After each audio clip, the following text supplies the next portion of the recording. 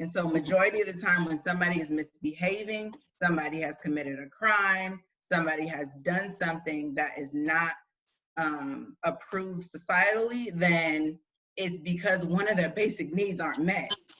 And so it's our jobs to probe, listen, actively listen with the urgencies to understand rather than to respond in order to meet that child's needs.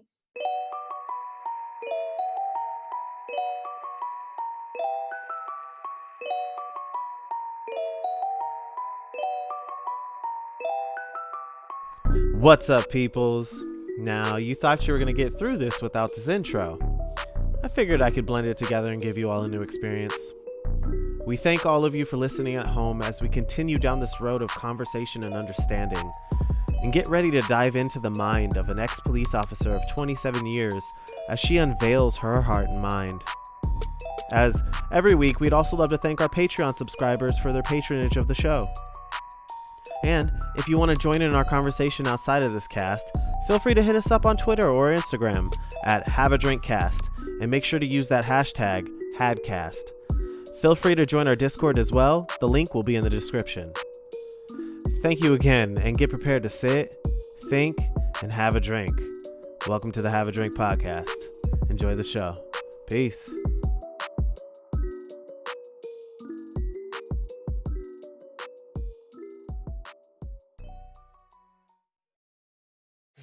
What's up, peoples? And I want to welcome you to the Have a Drink podcast, where we invite you to come sit, think, and have a drink while we dive into the hearts and minds of the generation. My name is Mr. Z. I'm your host. I'm Omega. And then we have our brother Eddie and our brother Rakuk. And Eddie, we have our special guest today. Would you mind go ahead and introduce her? Yes, we have my mother-in-law, the gorgeous Vivian Mitchell. She is a retired police officer of 27 years in Contra, Costa County, and she is currently a social worker in Solano County. Beautiful. How you doing, Mom? I'm fine. How are you? Good. Beautiful. Thank you for joining us today. We really appreciate it. Thank you for having me. So we've been talking a lot about a bunch of different topics. It started off as a show where we talked about a lot of what we were facing from day to day as just individuals, as men, in different age groups. And so we just have found this to be a place of support. And in light of recent, current events, we've kind of shifted gears a little bit more to kind of address some of the things that are going down. But we wanted to take a moment to get to know you. Said that you served as an officer, and we kind of wanted to get a little bit of background on that. What was that like for you? Well, you have to remember when I started, it was the early, like 1993. So the early 1990s. And at that time, of course, like now, it's predominantly white male. And so there was a lot of pushback, not just to have females, but definitely to have Black females. So there were a lot of rules around, I want to say it's systemic, and the discrimination that was there, but there were a lot of rules around like hairstyles and things like that. So that made it difficult for Black women because they didn't want braids or dreads or any kind of ethnic hairdo.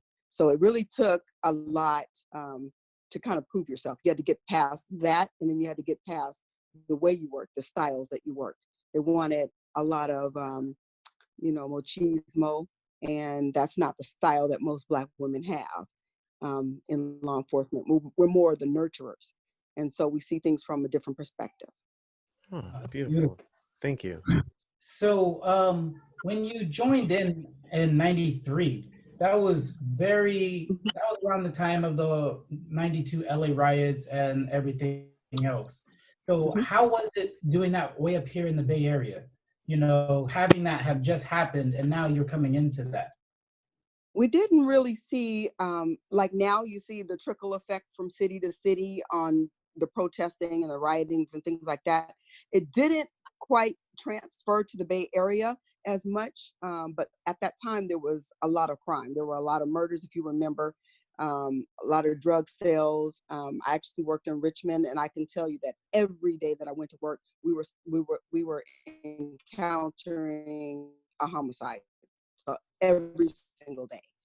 So it was we were more focused on that and with what was going on in Los Angeles. However, there was a huge difference because I worked for the sheriff's department, and people would often talk to sheriff's department personnel, but they wouldn't talk to like the local police department.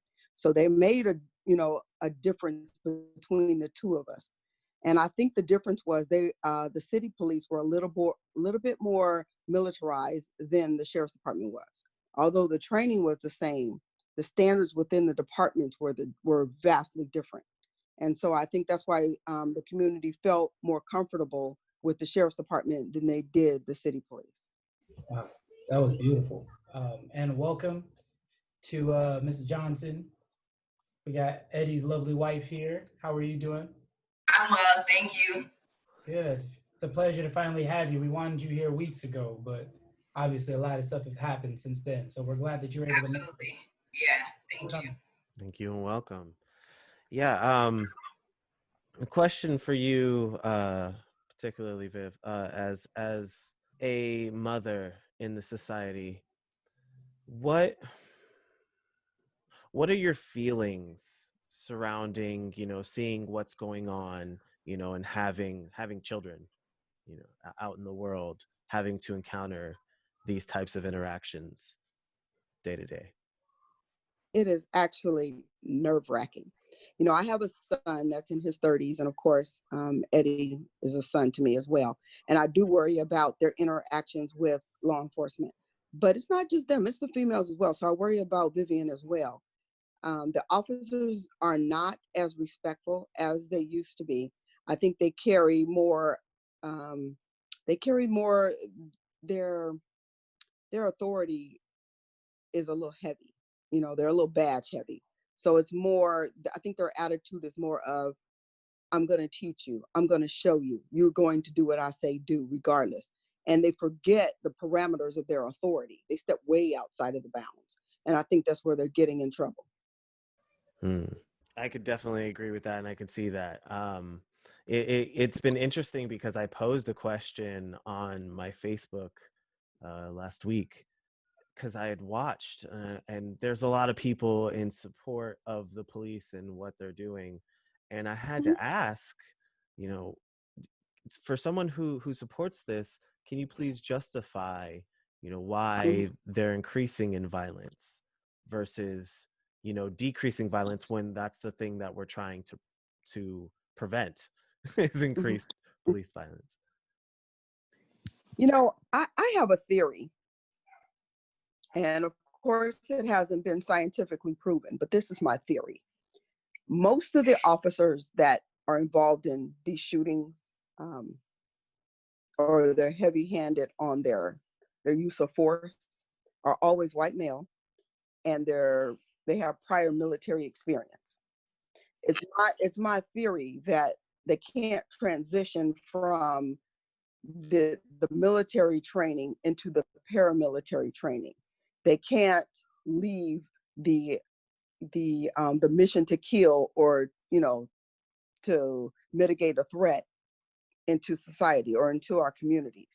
And I think that they even may all or most have experienced some trauma, and so they might be carrying some level of PTSD.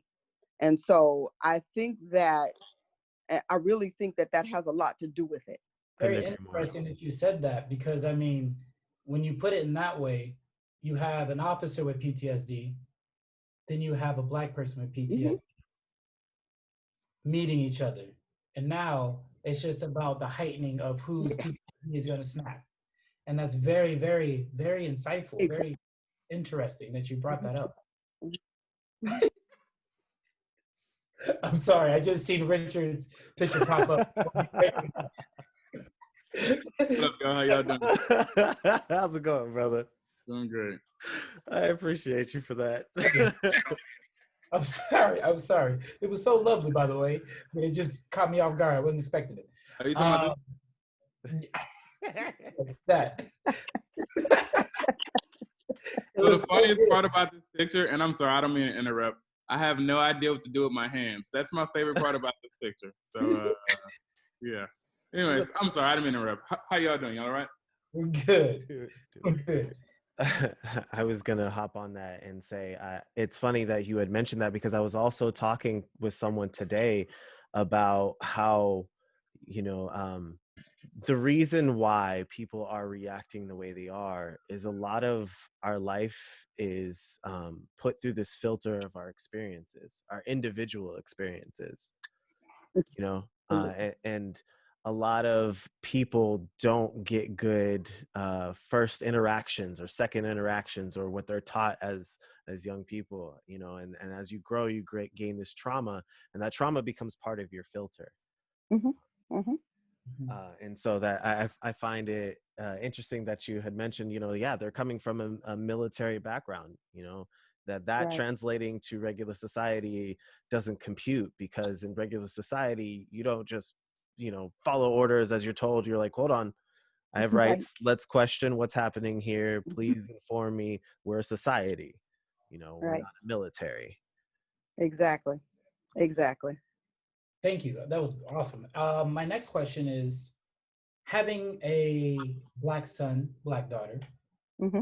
what was the conversation like? Because technically you're on the inside, Mm-hmm. you know, so it's like, what was your advice to your growing kids? And how early did you actually start giving that advice? Actually, my advice never came from a perspective of, race. It just came from a perspective of authority. You respect authority, you know, obviously do as you're told, except for the fact that if it's wrong, question it. If you're not feeling right, question it. Your interactions, they understood with the police should always be polite, respectful at all times. I did have one really bad interaction, and I don't know if Vivian wants to bring it up or not, but we had an officer in our local town here that seems to be pretty fixated on her, and she was a teenager. This one particular officer would pull her over regularly, where he would say, "Do you still live at XYZ address?" And I don't think he was pulling her because she was African American. I think he was just attracted to her. But that in itself was disturbing to me. So I had to make a huge complaint about it, and then finally it stopped. But by the same token, she could have been a male, and it could have been, an officer that had other ominous, respects. Yes, ma'am. Beautiful. And to that from my perspective, I'll preface it by saying, due to the fact that my mom was an officer for the majority of my life, 26, 27 years, I had an adverse experience to most individuals in the Black community in regards to a relationship with the police and authority. Majority of my interactions while being a minor, outside of the incident that my mother just mentioned, was positive because they were all my mother's friends. So I knew the boundaries, they knew the boundaries, they made it welcoming. They also had like the DARE program when we were younger. And so there was positive interactions within the community, and they went out of their way to make the relationship and really mend the harm preventatively, right? And so it wasn't until I was an adolescent and I had that stalkerish cop, and that's when my relationship with the police turned for the worse. But it wasn't until adolescent. Prior to that, it was a very good relationship with authority and the police. Beautiful. Thank you. I want to rewind just a little bit, because I know we're talking about the present, but let's go back to the past. I'm unsure if Omega had asked this, but what prompted your decision to enter the police force? I'd always been intrigued with the military and police, from a very young age. Even in teenager, I worked around the police station. I grew up in Los Angeles, so I always participated in those parade and things like that. It was just always there. That was the profession I wanted to take. Beautiful. Was there like pre-exposure to military in your family? Well, yes, my father was in the military for 32 years. So I had that exposure. I was actually born in the Philippines and we moved around different countries. And so I had that military background in my family. The choice for the police department being paramilitary, um, it was just something I was just intrigued about. It was just something that attracted me. Hmm. Raku. Um, a question I have is when you entered in the police, the whole police thing, Mhm. did you have like did you come in thinking like wanting to change something? Or like did you come in like being driven to change the perspective of police for the good? You know, I honestly, I didn't enter with that perspective, but when I started to see how different races were treated, you know, there's a clear difference. Although I was friends with like Caucasian officers and I worked alongside them and we definitely depended on each other, you know, for our safety, there were often times where I had to pull them aside and say, that wasn't right. You know, you shouldn't do X, Y, and Z. Or if you're going to behave that way, don't do it when I'm covering you. You know, things like that. I had to make it really, really clear. And from that point, when I started to see how people were differentiated between, and it also depended on the area, you were still treated differently than an African American in a lower class area. You know, so I started to see the race relations. And at that point, I began to honestly cut people a lot more slack than they deserved. You know, but that was the only way I knew to level the playing field. Thank you. That was a great question, Rakuk, and thank you for your answer. I wanted to say hello to Cranberry down at the bottom. I know you have your camera off at the moment. He popped in just a second ago. What's up, Z? What's up, everyone? Did you ever feel yourself having to code switch while being there and being on the job? And if so, how was it only in the streets or also in the meetings or what? Like how was that? I'm very intrigued by that. Let me ask you to clarify your question. Are you asking if I had to become a chameleon and switch between mom and officer or race wise? Or what was the last part? Or what wise?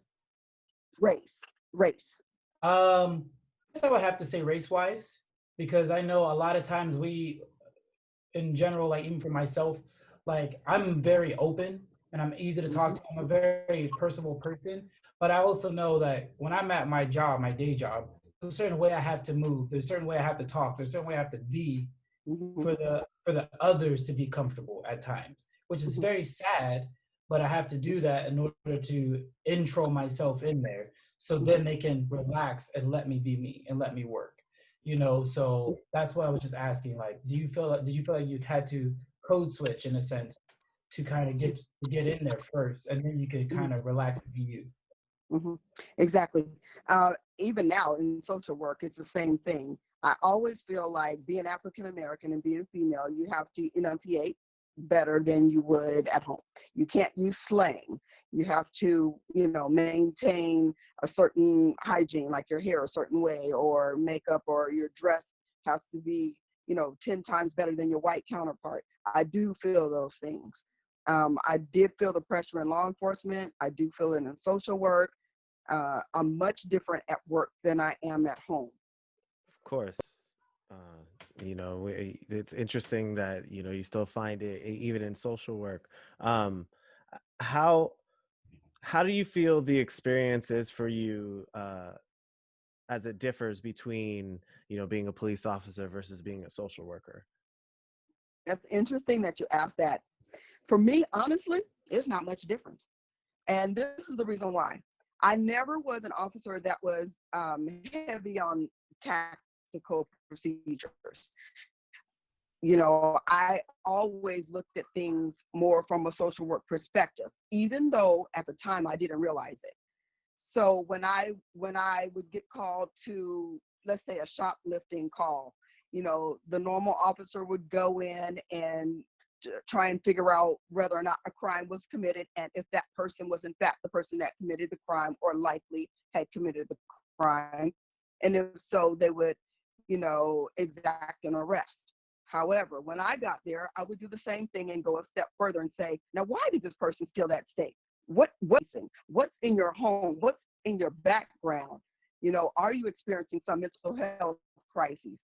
You know, you go a step further. But although I had those questions, I didn't realize that I was thinking like a social worker.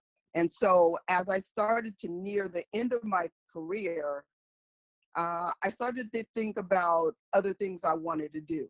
I knew at, you know, 50 years old, I wasn't ready to sit in my rocking chair and do nothing. So I wanted to do something else. And as I started to investigate, I realized a social worker, because I had been functioning like that the whole time.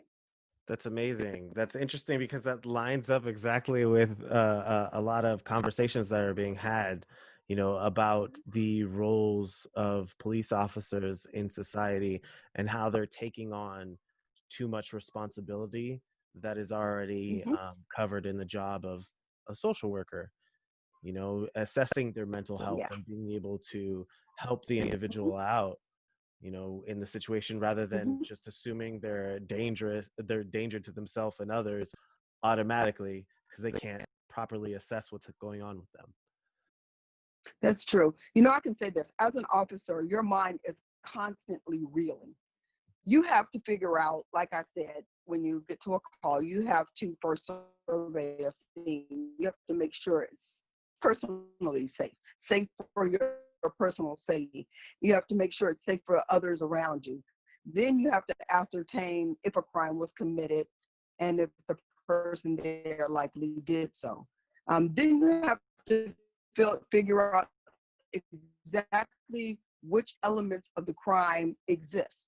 Every crime has elements that need to be proven in court. So now you're in lawyer mode because you're trying to figure out penal code wise, what do you have, if it will hold in court.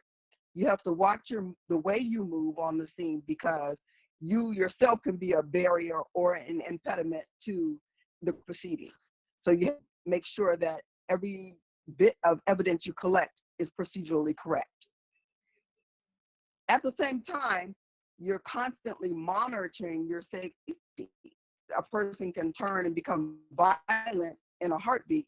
So while you're doing all that, you still have one foot watching out for safety. And then, you know, aspect of it, there's a lot going on, and people don't usually think about that. And then if you're one of the ex-military and you have PTSD, you have a problem on top of that. Wow. That's a side that not a lot of people understand and know, nor do we hear, because not a lot of officers talk about that in such a way that you just did. And I appreciate you and I applaud you. And I'm so thankful that you're able to be here today, to have survived as many years as you have with such a demanding job, mentally and emotionally, on the force, and then also having to be a mother at home, you know, and having to deal with that too. So that says a lot. I mean, they ain't never lied when they said the Black woman was a superwoman, you know, very much so. And you right there just showed that. And I could see why your daughter is here today with this great man that she has. And actually, with that having said, I actually want to ask you, Ms. Johnson, knowing all of that and knowing about your mother's profession, how was it growing up in the house as a child, looking up? Like, I know as a mother, and I'm sure you can attest to this now, as a mother, you worry every day, every moment, every minute. You're always worried about the safety of your child. But my question to you is what is that like, knowing that your mother is putting herself out there? Or did you even think about that? Yeah, I absolutely did. I think growing up, until a little bit after middle school is when it, like, the reality hit. and how much risk and danger my mom was in, that's when the realization took place. I think my mom is minimizing a little bit. 27 years being a deputy sheriff in North Richmond. Now, if you guys are familiar with the Iron Triangle, like, this is no, like, walk in the park. And so there has been times where my dad would have to hide my brother and I because my mom has a black eye, busted lip, because she's gotten into an altercation with an inmate when she worked in the prison, and then even on the street. So for sure, I worried about my mother's well-being, and then also the backlash. Growing up, there has been times that my mom had to train my brother and I in a way that made sure that we were safe. Just because she worked in Richmond didn't mean that we didn't like to go school shopping at Hilltop Mall. So if we would run into some of the people that she's arrested or had a negative encounter with, or just was at risk with her. And so there's been times that my mom's just thrown me the keys and I was to run to the car and sit there until my mom showed up, if she showed up, because she was off duty and didn't have backup. So there's several times that I feared for her life.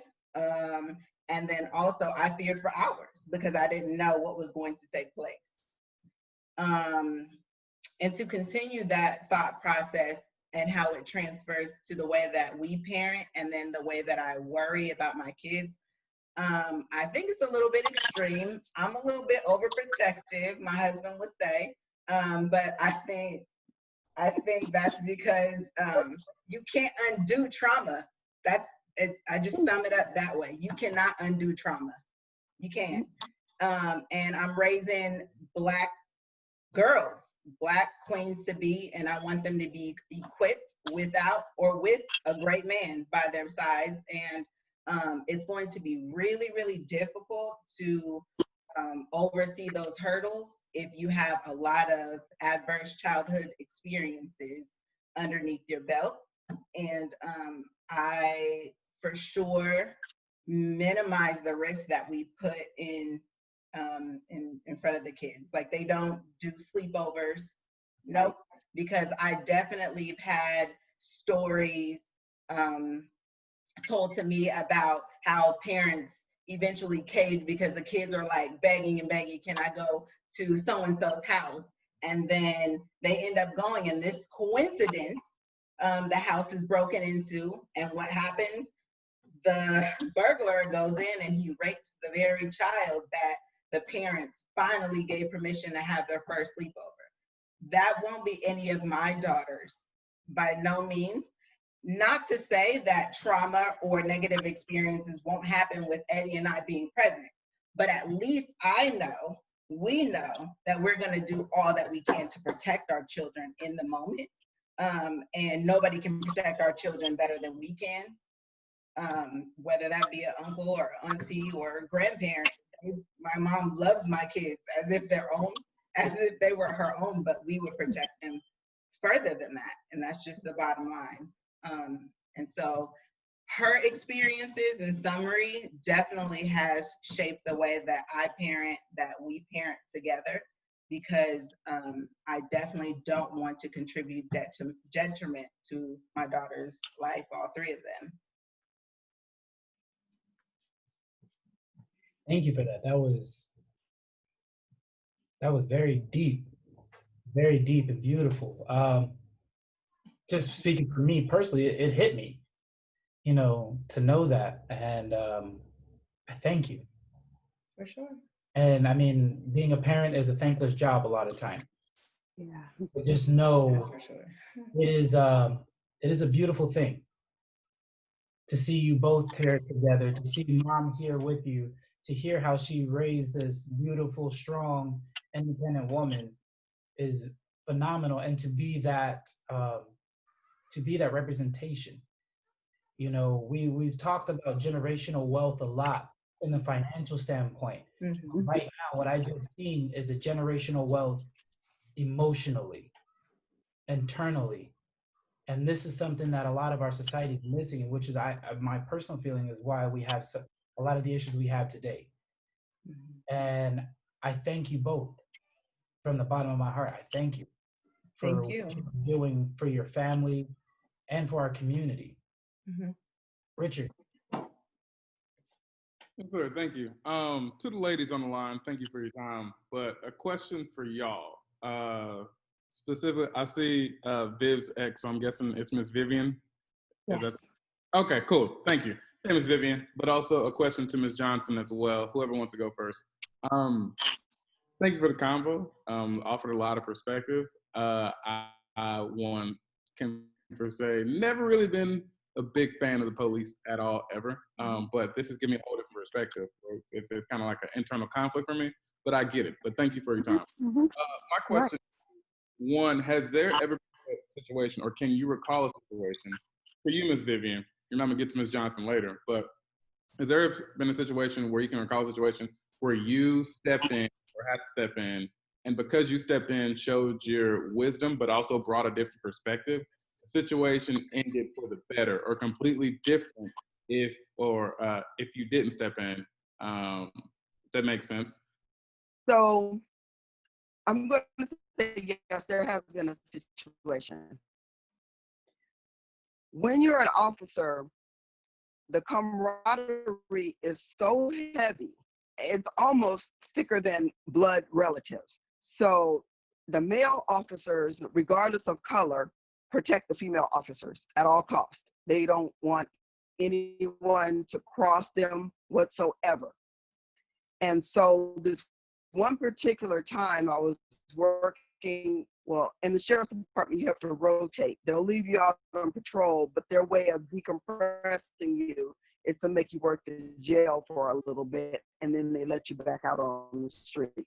So once my rotation in the county jail, I was working in the intake area, and of course he's angry that he's arrested. And so as we're trying to get him, he called me a house in. And every white male in that intake area pounced on this man. When they had this guy pinned on the ground, I was tapping shoulders and telling them to stop, don't, move. They were so locked in that they didn't realize, I think, how much force they were actually using. As this guy is screaming and they're twisting him into a pretzel. So I literally had to go each officer to gain their attention and say, stop, and finally I was able to get the guy off the ground. And I told him, just keep your mouth shut. And he was quiet from that point on. About 2 weeks later, units, and he apologized, but he also thanked me for not letting him get the crap beat out of him. That's heavy, because that moment could have been very different for him if you hadn't. Wow. Thank you for sharing that story. Before we move on, I just want to probe that a little bit more. What was your initial thought when they came to your aid like that? I was used to it by then. It was almost like being indoctrinated. You're just used to it. It occurs in the academy is when it starts. They teach you no man left behind, protect each other at all costs. I'm your lifesaver, you're mine. And literally it comes to that. And so if I don't go home, you don't go home. So at the end of the day, we know when we're on shift together that our lives depend on each other in certain situations. It's a vow that you take to protect each other. It's a vow that you take that each one will go home with all your teeth and all your hair at the end of the day. And so I was so used to, I've come to their aid, they've come to mine. It's reciprocal. But I was so used to it that I didn't think twice of it at that time. But I do want to say at the same time, I know that excessive force is not my thing. I was never badge heavy, like I said. And for someone to make, a demeaning comment verbally was nothing. You know what I mean? I was going to let it roll off. I understood that it wasn't me he was directing it at, it was at the situation, but they didn't take the time to see that. Wow, you are simply amazing. Thank you. And that's real, because you are showing me something that I have been talking about for such a long time. And that you're looking past the words. You're looking past what's being said, and you're looking at the situation. It's almost like you're having an outer body experience, and you're able to evaluate everything that's going on, which is what we wish most people would do. Mm-hmm. Mm-hmm. And really compute how this situation could be handled in a more humane way. And Mm-hmm. I don't even know what else to say, but you have been touched by God, and you have blessed so many. And this is real. And this conversation has been a true blessing. And I thank you. You're probably gonna get sick of me saying it, but you have no idea how much of a relief this conversation is right now. Get used to it. That's Omega. Christian, I saw you wanted to say something. At first, I want to say thank you for your service. Truly appreciate it. Growing up in Richmond, thank you for all you've done, because there's certain parts of Richmond that are different than others. But I did have a question. You mentioned that your fellow officers, like, your lifeline when you're out there, is to cover each other's back. Mm-hmm. Is it frowned upon if you snitch upon your partner if you deemed that it was excessive force, but you were on site with them, or is it looked as it like guilt by association because you didn't stop them in the moment? I was just wondering, how is that viewed in police departments and police unions?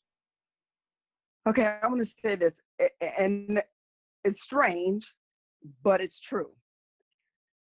If you and I are partners and we're trying to effect an arrest, and you use excessive force, and I can't stop you, or if you've started like pummeling someone and then I arrive as your cover and it's too late, by the time the complaint gets to, the powers to be, IA or whomever, we're all interviewed. It's acceptable to tell the truth at that point, because the thing is, if I lie in IA, if I lie even trying to cover for you, I get fired too for lying. And so truthfulness is extremely important. And it's extremely important because you have to remember it affects every arrest you've ever made. So I could have arrested a guy for murder 5 years ago, and he's sentenced now and in prison. But once my truthfulness comes into question, it's examined all the way back. And so his case could effectually be overturned. So everything you do is scrutinized. So truthfulness is key. However, now if no one finds out you use excessive force and I just run and tell, then I'm dry snitching, and it's not acceptable.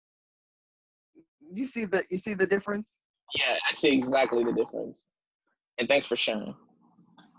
Mm-hmm. Thank you. And Richard, you had another question? Yeah. I don't know if Ms. Johnson, if you can recall a story where your mom's experience or your experience growing up while your mom being on the force, because you have that, you come from most people I know, a different angle, because your parents are cops. So there been a time where, because of your experience, you stepped in and talked from a different angle, and the situation was for the better. Yeah, I think that, I don't know how many people on this chat have kids, but parenting, you do? Z does. Oh, Z does. Okay. So parenting is an experiential learning process. There's no rule book. There's no guidance per se that you should or shouldn't actually follow. It's as you go, right? So that's one point. The second point is that everybody comes with generational trauma, just like they come with generational wealth, as Omega mentioned, right?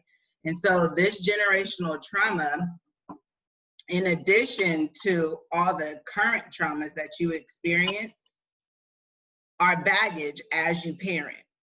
And so when you parent, it's important that you communicate effectively, find a happy medium, and have a perfect give and take balance as to how you want to guide your children based off of the experiences that you had on your own and your parents and your grandparents' trauma that they've given to you in the way that they've also have parented you. So I don't have a specific example for you because literally every day is a different experience in itself. Yes, Eddie and I have 3 kids. No, we're not new parents, but we're new parents to a 13-year-old. And next year, we're new parents to a 14-year-old, and so on and so forth. So as she comes, encounters with traumas, confusions, experiences of her own, we're learning to assist her in the same manner that our parents learned to assist us. And that's just what it's going to be forever. And so I don't know how specific my answer was for you, but it's all about give and take and having that balance. And so based on my experiences that I've had and the way that I was shaped due to my mom's profession, is going to be different than Eddie's and how he was brought up for so many reasons. We both come from a 2-parent household. However, he's one of 5. There was only 2 of us. And so like the way that my mom parented me was different from the way that she parented my brother. And it's specific for each kid because each kid needs something different. And so it's always going to be a different outcome, and it's always going to be a conversation at the end of the day, so that we can do what's best for our child. And then also the children that we work with every single day. I don't know if you guys know, but I'm a marriage family therapist, and I also run a part of the restorative justice program at the school where I work. And so that's so many young individuals with so many traumas every single day. And so just as my mom does social work, we assess for obviously mental health disorders, but we're also assessing for hierarchical needs. And so majority of the time when somebody is misbehaving, somebody has committed a crime, somebody has done something that is not approved societally, then it's because one of their basic needs aren't met. And so it's our jobs to probe, listen, actively listen with the urgencies to understand rather than to respond in order to meet that child's needs and in order to really assist and make change in order to stop generational traumas while they're in your presence. Because these individuals that I help with every day, they're 13 all the way down to 4. And yes, there are suicidal 6-year-olds every single day. It's so sad. I didn't even know what suicide was at 10, let alone 6. And so times are just different. But it's our job to make a difference while they're in our presence, because as soon as 3 o'clock hits, we don't know what environments they're going back to. And so it's really important to capitalize on that moment, because just like the school to prison pipeline is so real, so is school to casket pipeline. And so like, we really have to focus and shake the bull and set aside our generational trauma sometimes to work together and really band so that we can bring our own children, but then also the children that are around us that the light bulb hasn't clicked for some of our counterparts that may or may not be our age, because I definitely have some 50-year-old parents that just don't have it yet. And that's okay, because they have their own traumas, but I'm gonna do my best to try to help. That was a long answer, Richard, but I hope you got something from it. Oh, I definitely got something from it, but also these guys can tell you I live for questions anyway, so it's fine. But I just want to say thank you for your perspective. Kind of mind blown, and I'm sorry if I was smiling while you were speaking. I was just looking at Zen and Omega, and they were just losing it. So that Those are great answers, ladies. I really appreciate that perspective. Thank you. Thank you. Oh, and by the way, my name is Eddie. If you have any questions about flipping, I'm here. Yeah, Eddie. Nobody talk about Eddie. This ain't your part of the show right now, okay? But thank you anyway. Thank you. Appreciate it.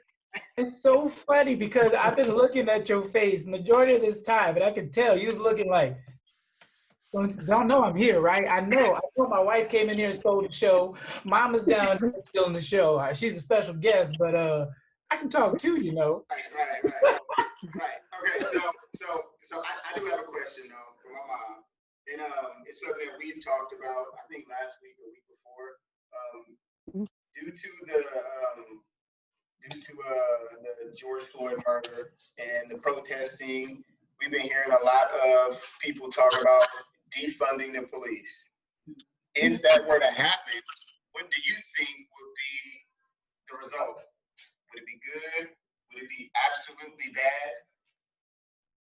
What is your opinion on that?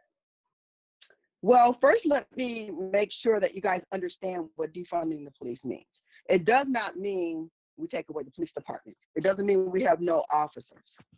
What it does mean is that budgeting, fiscally, it means something different. For instance, at my job now as a social worker, the administration is saying, use the county cars, do not use your own cars. What we need you to do is to run up the mileage on these cars, even if it makes them, require maintenance, we need you to do that. Because July is coming and the county council is going to sit down and look at the budget. And what they're going to say is, oh, social services is really putting miles on those cars.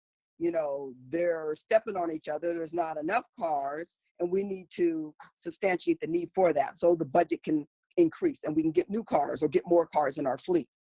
The same thing exists in the police department. There's something called the Criminal Justice Information System, CJIS.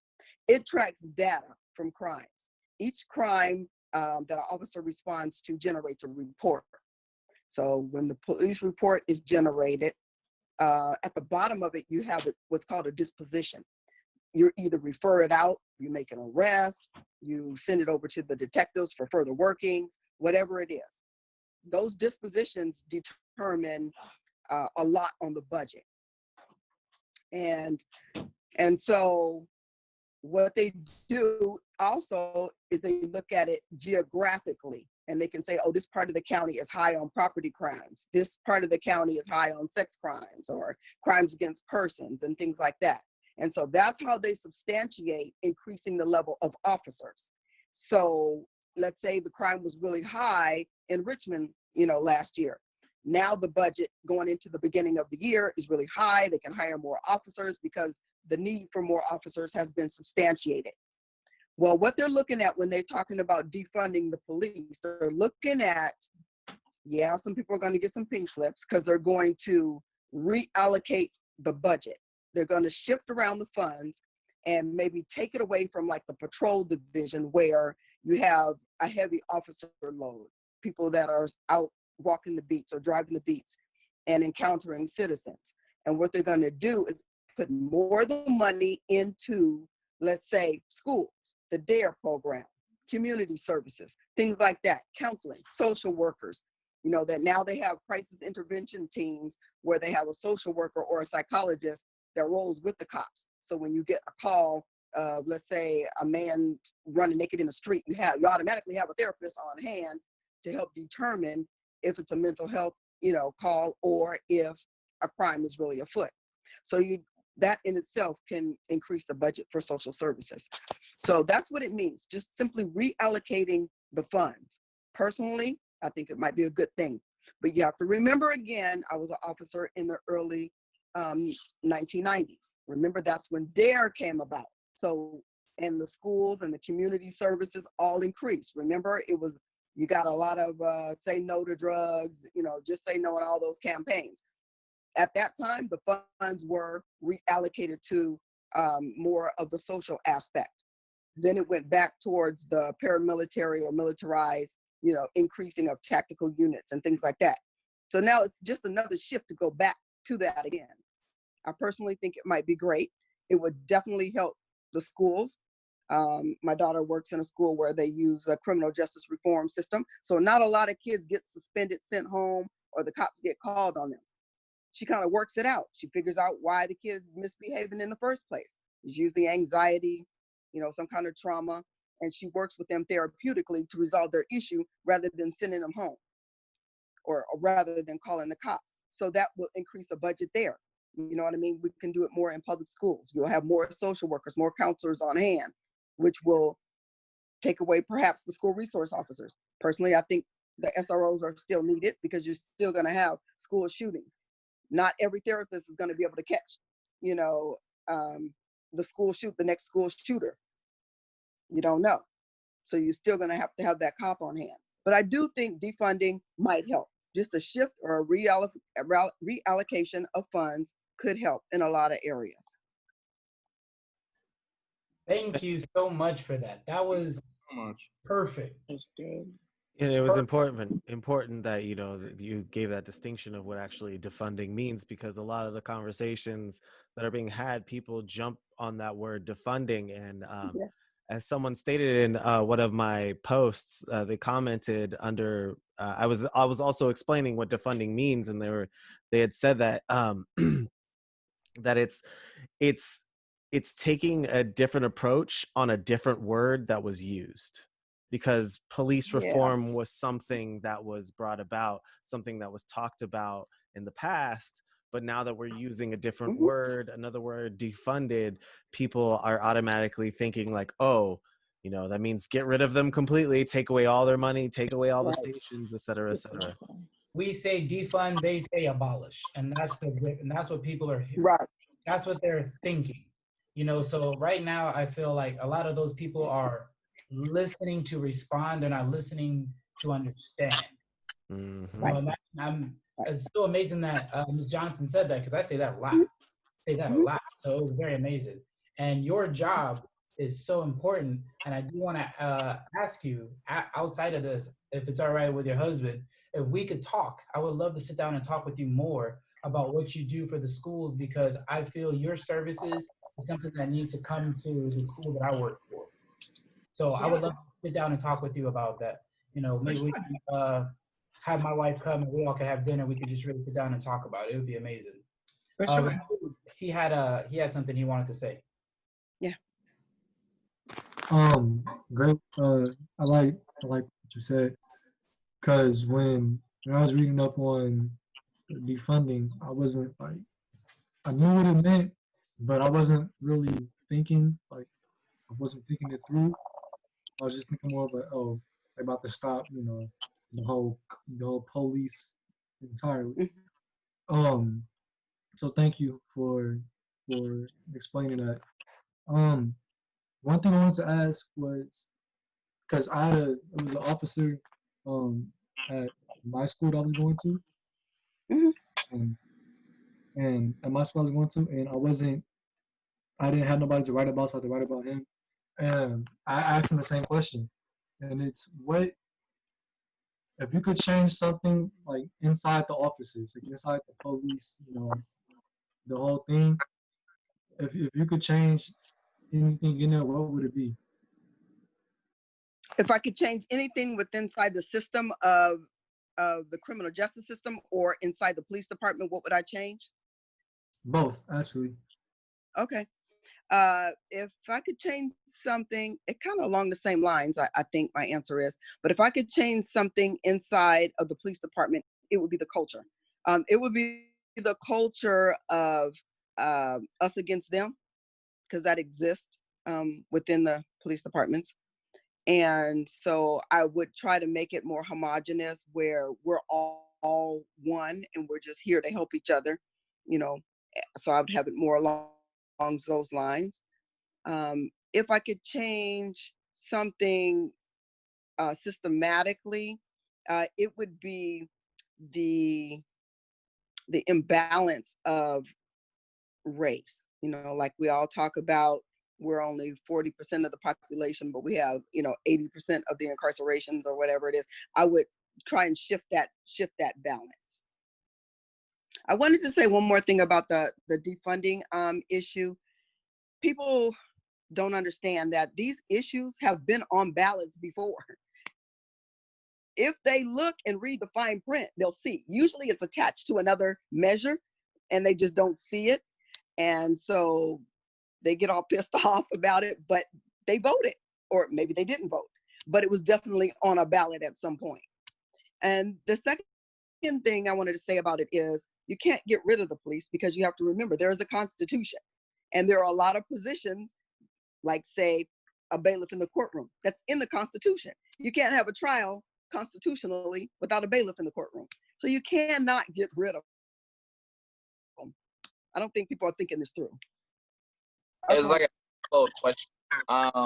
What are your thoughts on police departments earlier, such as Camden and believe it was Compton, that has dismantled their departments and now they're back running their police departments?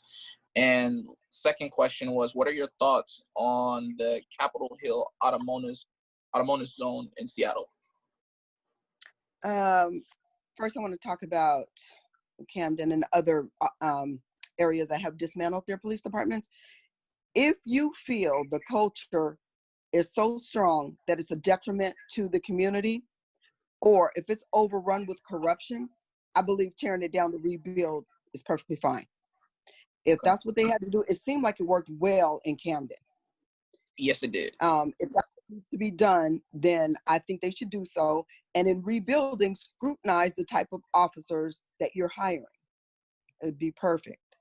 And I'm not sure what's going on in Seattle. I don't know if you want to break it down, if you have time.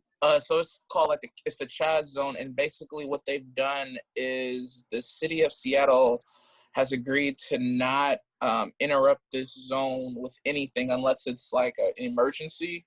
So it's basically the people themselves. You know, the city I live in might be experiencing that inadvertently. We went through a bankruptcy some years ago. So the police department used to be at, I think what the staffing was like at 200, and now they're down to 70. Yeah. So they take only what's called priority 1 calls. So if someone's breaking in your home, or there's, someone's actively attacking someone, they'll respond. If someone busted out all the windows of your car or stole your car or vandalized some of your property or whatever, they'll tell you to come down to the police department, fill out some papers, and kind of collect your own evidence and just send it in. Not much is done. They don't have the manpower. So I think that it could work if the community has the understanding that that's what's going to happen, and they can learn how to police themselves a little bit. I don't think it will happen if you have a large majority of, I don't want to use the word racist, but if you have a large population of people who are adverse to other races, I don't think it will work, because they're going to soon start to feel that they're superior and that they can overrun, things like that. It could get out of hand. We all know the mob mentality, exists. Not so much in affluent areas. In a lower income area, that protocol is not going to work. Cool. Thank you. Thanks for explaining that. Wow, that was amazing. Thank you so much for all of the knowledge that you have bestowed upon us this evening, and giving us another perspective to look at things and to understand things. Your words have been absolutely perfect for this time, and for us as young people, for us to learn about what you did to pave the way for us to have a voice now.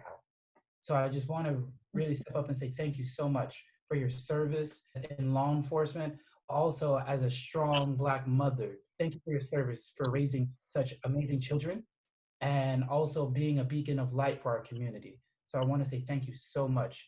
We truly appreciate you. And even though it's the first time I meet you, I just want to say I love you and thank you. Thank you. I want to take the time to say thank you guys for having me, and thank you for being so open and yet insightful at the same time. It really helps. And going forward, you'll just gain more knowledge and fuel. Thank you. And thank you very much for stepping into that role of being a social worker, because with that comes, heavy toll. Both of you, you both work really close with people dealing with very hard emotions. It's not something that my job entails, but I interact with people who are dealing with hard things all the time, and it's a weight. It's a weight that you both carry strongly and proudly on your backs, and I commend you both for that. So thank you both for being on. Thank you. Thank you. No, I was going to say, before I leave now, I just wanted to let you know that I work with youth, teens that have been sexually trafficked. So if you ever get on that topic, call me. Absolutely. Man, we can't wait to have you back. I'm not even trying to hold you. I'm almost already. Well, looks like that's next week's episode. So make sure your connection's right, because we're going to have you on another night, okay? Eddie, Okay. you are truly blessed, brother. You are truly blessed. Truly blessed. Thank you. Yes, and we just want to give you a moment to speak. So with that, he's like,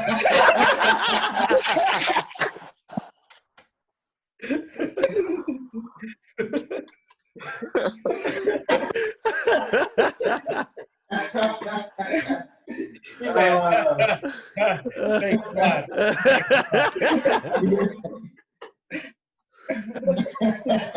But he's like, funny now. I'm fighting all y'all when we get back. Okay. Yeah. All right. Brother, we'll have you back in no time. Perfect. Yeah. All right, ladies and gentlemen, it's about that time. I implore you all to raise your glasses. I thank you guys for another successful episode of the Have a Drink podcast. Hope to have you guys back another time to come sit, think, and have a drink. This is the Have a Drink podcast. Peace, y'all. All right.